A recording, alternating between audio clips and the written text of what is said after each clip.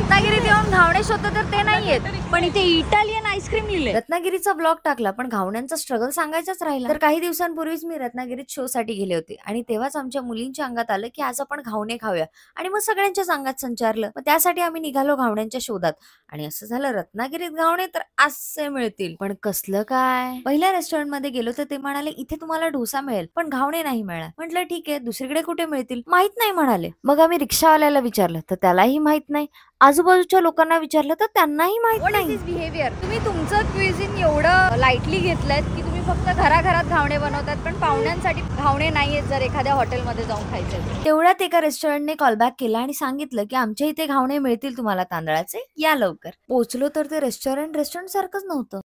पोहोचलो पण हॉटेल कुठल्याच आत गेल्यावर कळलं की ते क्लाउड किचन आहे, रेस्टॉरंट नाही। इथे येऊन पण कळालं की इथे पार्सल मिळतं, खायला मिळणार नाही। म्हटलं ओके हमारे को तो घावणे चाहिए, इधर या फिर रूम में खाएंगे, मंगाव घावणे। एवढं 3 ठिकाणी फिरलो, 10 ठिकाणी चौकशी केली, नंतर आम्हाला फोन आला की इथे घावणे आहेत। आम्ही इथे पोहोचलो, इथे पोहोचल्यावरती पण आणि आता कळतं की इथे घावणे तर नाहीच आहेत घावणे।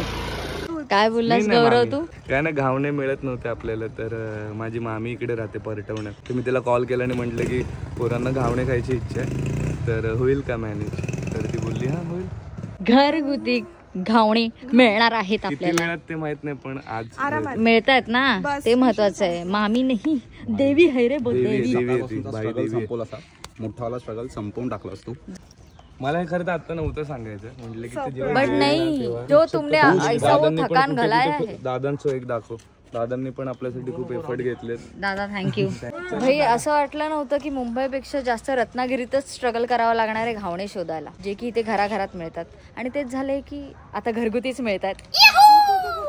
बाय द वे इथूनही आम्ही पार्सल घेतलंच हा, खूप सारं घेतलं, खूप सारं घेतलं। आंबोळी, साबुदाणे वडा, कैरी पण, आवळा सरबत, आपटे, घावणे नाही आहेत पण बाकी सगळं आहे आमच्याकडे, त्याच्यामुळे घावणे मिळणार आहे मामीमुळे।